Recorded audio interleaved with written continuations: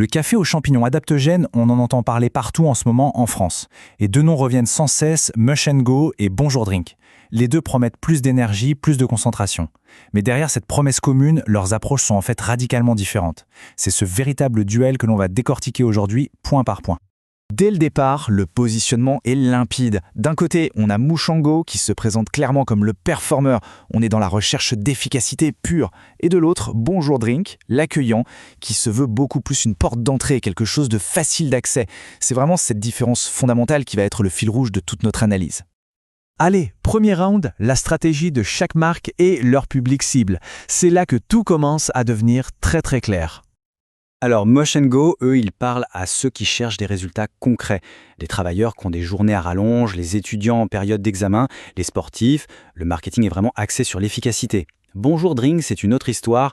Eux, ils vont plutôt séduire les curieux avec des saveurs très gourmandes, une communication très douce, très accessible. En gros, l'un vend la performance et l'autre, il vend la découverte. Bon, maintenant, passons au cœur du réacteur, les ingrédients. Parce que c'est bien beau les promesses, mais c'est ici, dans la composition, que les différences deviennent vraiment flagrantes et qu'on comprend ce que chaque marque met vraiment dans sa tasse. Ce qui saute aux yeux dans ce tableau, ce sont les dosages. Alors oui, les deux marques utilisent les mêmes champignons stars, le Lion's Mane, le Cordyceps, le Richie. Mais regardez bien les chiffres. Mush & Go Café frôle les 3500 mg d'adaptogène et sa version cacao, elle, explose à plus de 6000.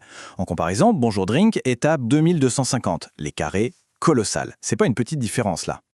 Et ce visuel y rend les choses encore plus parlantes. La barre de la version cacao de Mush & Go est immense. Elle contient quasiment 3 fois la dose d'adaptogène de Bonjour Drink. Même la version café de base est déjà très nettement au-dessus. En termes de puissance brute, il n'y a juste pas photo. Si on devait résumer cet écart en un seul chiffre choc, ce serait celui-là. La formule de base de Mush & Go, c'est 55% d'adaptogène en plus que celle de Bonjour Drink. 55%.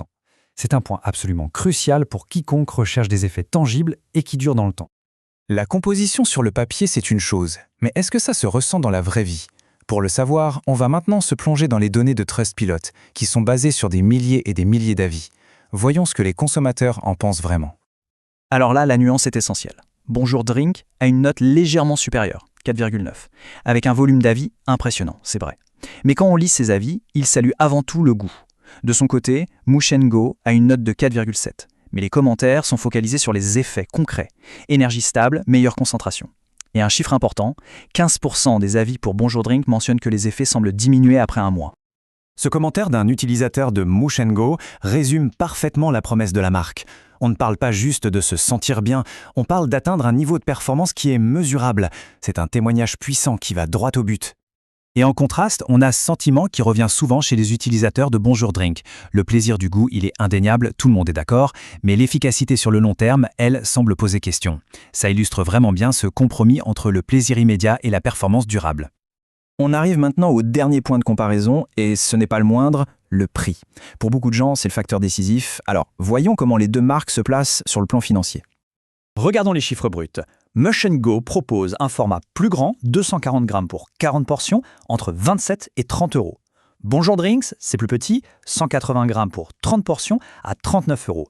On voit déjà une différence, mais le plus important, c'est de calculer le prix par tasse. Pour Bonjour Drink, le calcul est simple, on arrive à 1,30 € la tasse. Et pour Mush & Go, environ 70 centimes. C'est quasiment moitié moins cher. Le point crucial est donc le suivant.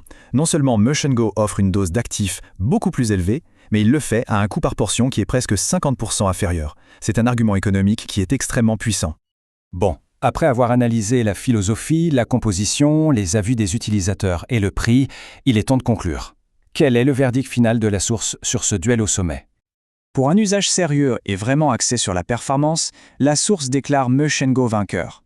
Et les raisons sont claires. Des dosages records, une formule plus riche, un prix par portion imbattable, une garantie de satisfaction solide et des retours utilisateurs qui valident les effets sur le long terme. Franchement, c'est un combo qui est difficile à battre. Attention, ça ne veut pas dire que Bonjour Drink est un mauvais produit, loin de là. La source le présente comme une excellente porte d'entrée pour ceux qui privilégient le goût avant tout. C'est une très bonne option pour la découverte, mais qui peut montrer ses limites pour une utilisation plus exigeante sur la durée. Finalement, tout se résume à cette question. Le choix dépend de ce que l'on recherche. D'un côté, une efficacité maximale à un prix optimisé. De l'autre, une première approche agréable et gourmande. La décision finale repose vraiment sur les priorités de chacun.